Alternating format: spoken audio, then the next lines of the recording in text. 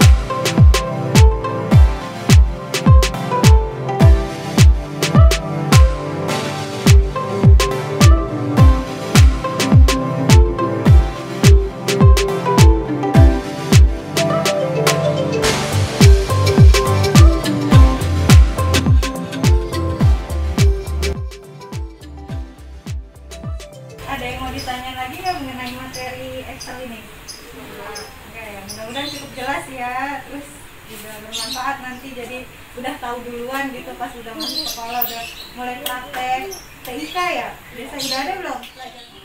Assalamualaikum warahmatullahi wabarakatuh.